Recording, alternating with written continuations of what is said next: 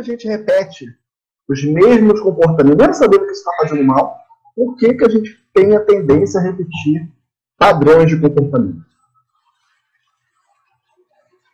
Então, ao longo da nossa vida, a gente vai aprendendo muita coisa.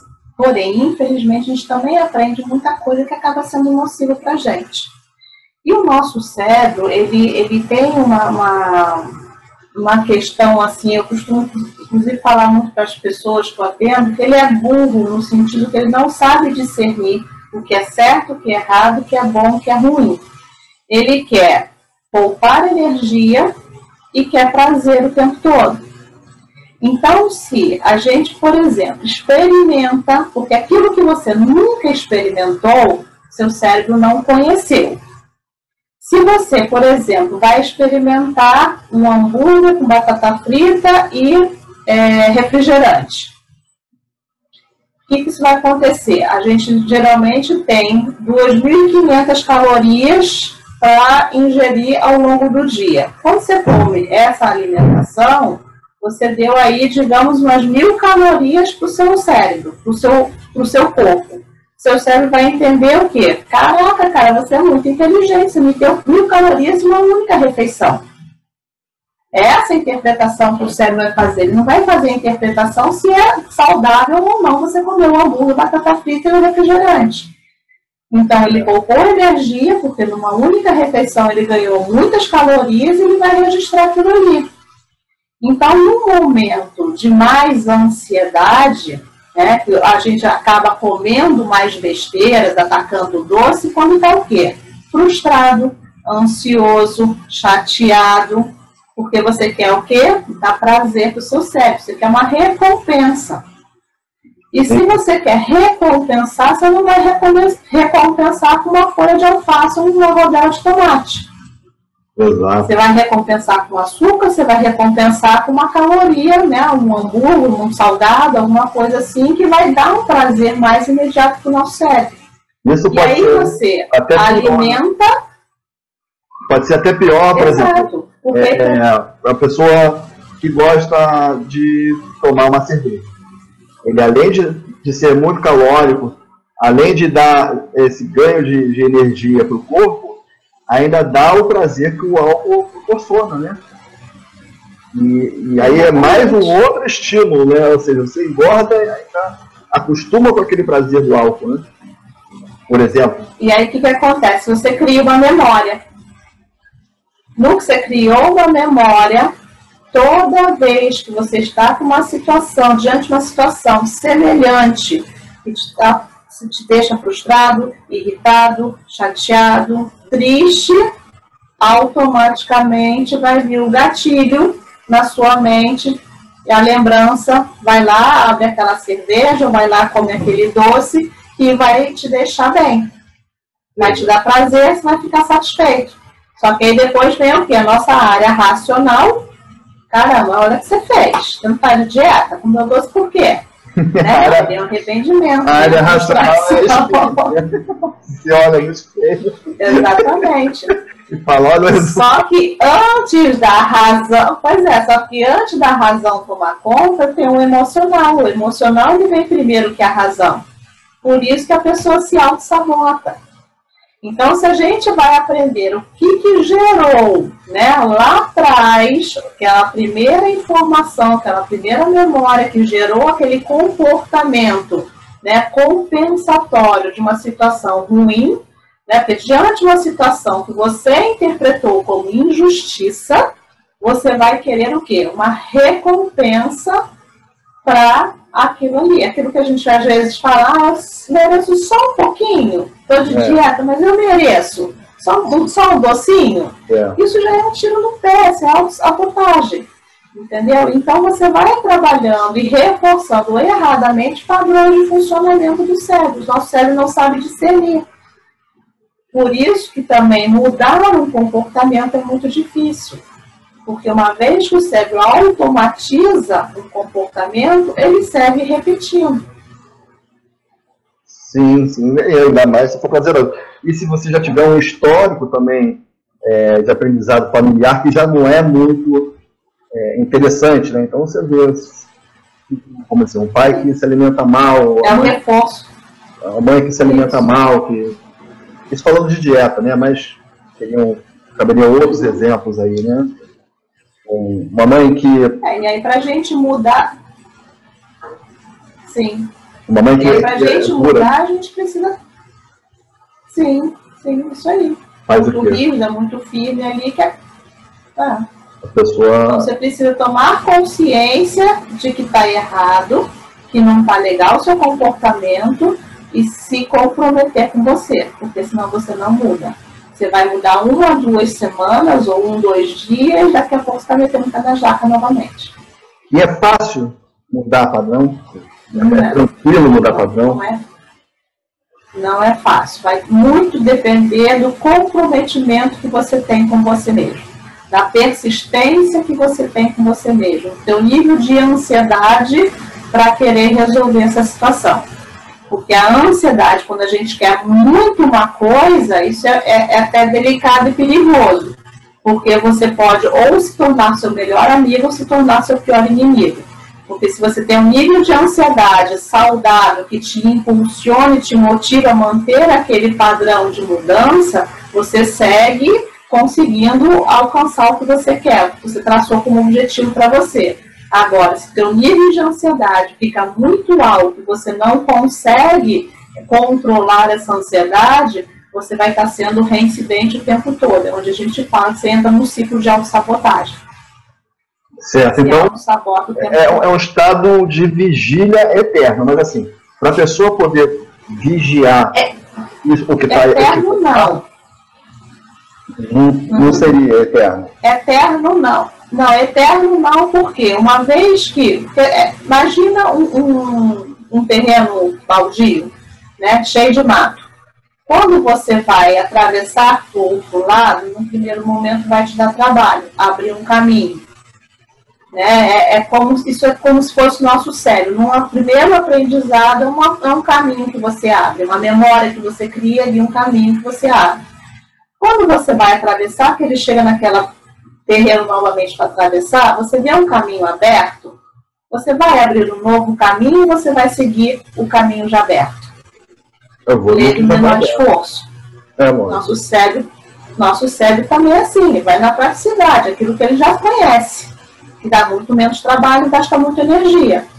Só que a partir do momento que você entende que aquele caminho que está aberto tem um buraco gigantesco lá no meio e que você não vai conseguir passar, você vai ter que fazer o quê? Abrir um novo caminho.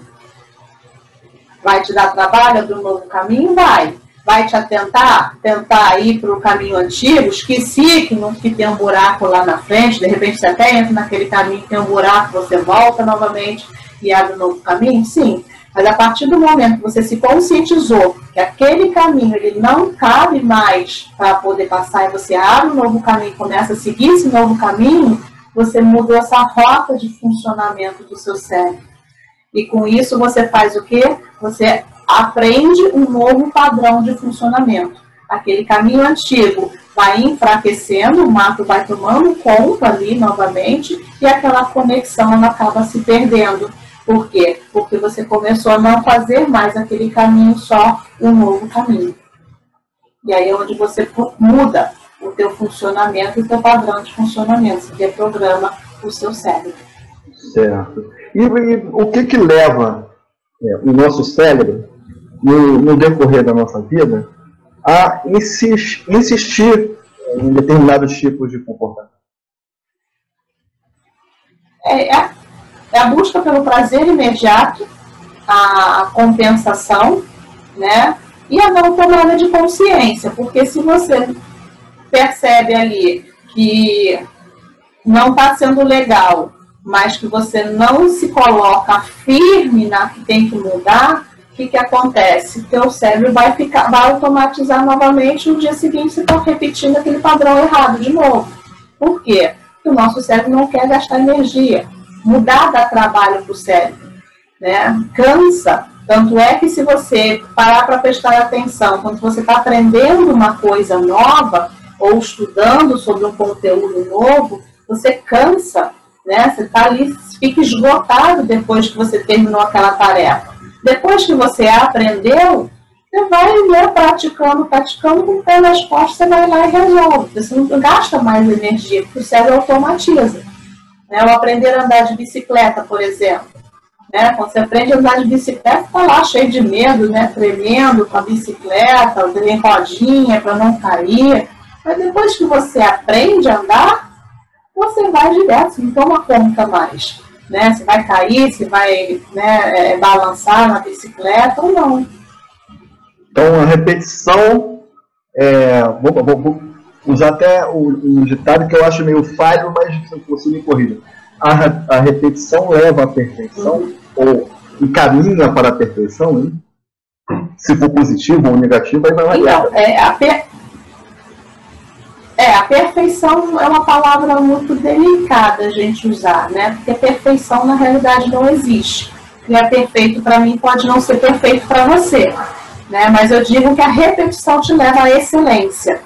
Quanto mais você repete uma coisa, uma atitude, uma habilidade positiva, né, mais excelente você vai ficar naquilo que você faz.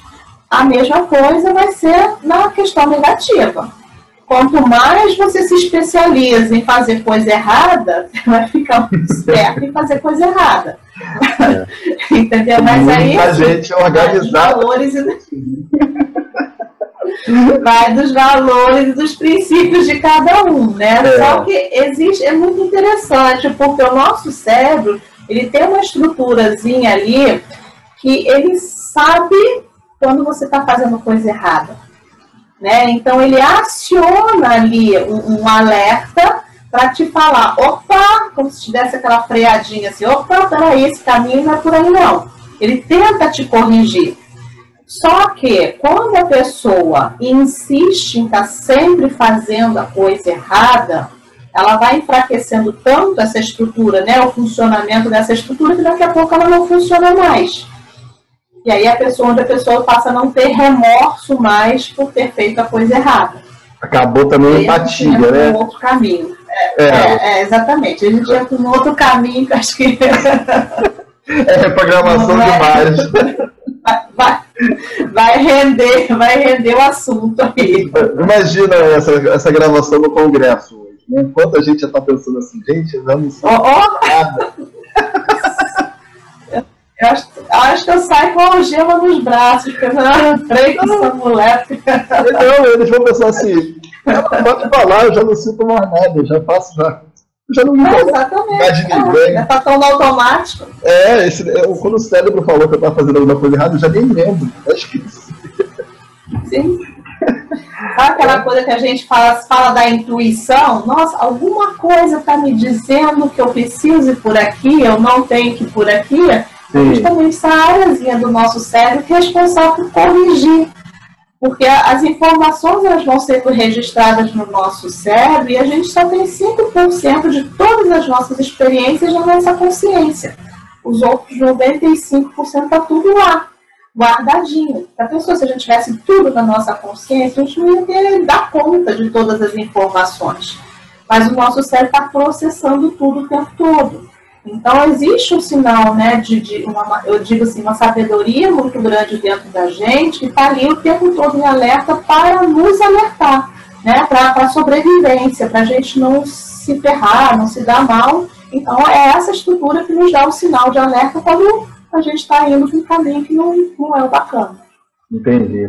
Fazendo uma analogia bem para a minha área, né, o cérebro... todo esse conteúdo gigante que está na internet. E o Google é essa vozinha. Então tu chega no Google e fala, isso. Acessa isso aqui. Aí, isso aí. Psicologia, ele vai procurar tudo que tem armazenado. Exatamente. Só que a diferença aí é que no Google você ainda, assim, se digita errado, o Google ainda chega e te corrige, né? Você quis dizer isso, nosso cérebro não. Se você manda a informação errada para ele vai levar ao pé da letra aquilo que ele absorve. E vai catar os arquivos errados também para... Ó, você tem isso aqui. Exato. Você sabe fazer dessa forma, ó. Vai. Imagina, Isso aí. eu só consigo Tanto é que quando a gente fala antes de uma prova, tanto é que antes de uma prova, de repente, você está ansioso demais e fala, eu acho que eu vou me ferrar, você pode ter certeza que você vai se dar mal. Porque você pré-determinou, você deu a informação para o teu cérebro que você ia se ferrar. Então ele vai fazer jus com que aquilo aconteça, porque você deu o comando errado.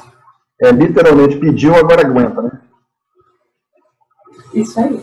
Tem que ter cuidado, porque vai não só pensar, o que vai falar, então, até pensar, você tem que tomar cuidado também. Isso tem.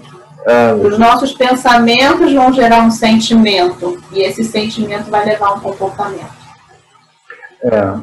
Complicado. Isso me remete até a mais uma questão que você muitas vezes já falou comigo, assim, cuidado com as repetições negativas, né? E a sua experiência ensina que a gente tem que ter cuidado com essas repetições nocivas, né? Sim. Muitas vezes, né? Porque acho que justamente. Não, vai adiante.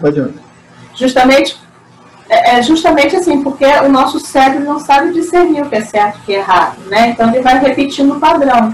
Então, se você usa só palavras negativas, o que vai acontecer? Você vai desenvolver um padrão negativo de funcionamento. Então, eu costumo sempre dizer para todo mundo, as pessoas têm uma tendência muito grande de achar que fazer a coisa certa é mais do que obrigação. Sim, é mais do que obrigação. Mas esquecem que a gente precisa elogiar, né, o positivo.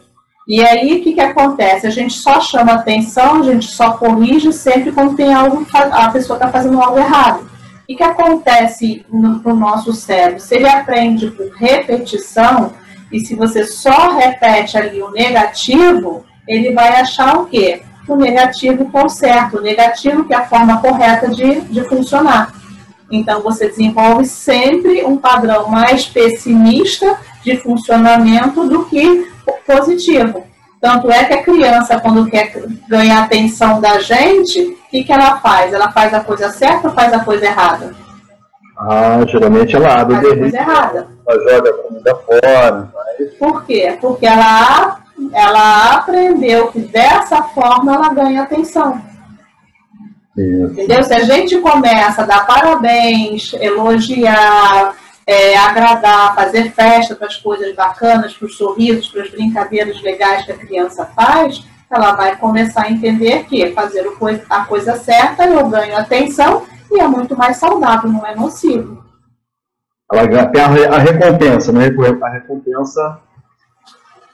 Agora, isso é muito legal para pai e mãe que também reconhecem uma coisa bacana e recompensam isso. Agora, tem pai e mãe que também. Ou seja, a criança botou uma comidinha fora do lugar. Tem pai e mãe que vão brigar muito por causa disso. Tem gente que. Deixa a criança pra lá. Porque talvez também na casa da pessoa não seja uma coisa muito higiênica, né? A pessoa não se liga muito nisso. Da mesma forma que o coleguinha, que a criança traz um lápis do coleguinha do colégio, tem pai que vai falar, não, de quem é esse lápis? Tem pai que vai falar, não, não quero saber, tá lá. Deixa pra lá, E assim você vai ensinando a criança, né, como ela deve funcionar. Ela não sabe que pegar o lápis do amiguinho é errado. Ela não aprendeu isso. Ela achou interessante, achou bonitinho e trouxe para casa. É normal da criança isso. Mas se a gente ensina que não pode pegar o que não é dela, ela aprende a não mexer nas coisas dos outros. Se isso passa a ser comum, o dia que vai na casa de um amigo ter um dinheiro lá em cima da mesa, ter uma joia em algum lugar ou algo que interessa, vai pegar e botar no bolso e ok, tá tudo bem. Ou seja, programação negativa, né? A repetição de programações. Exatamente.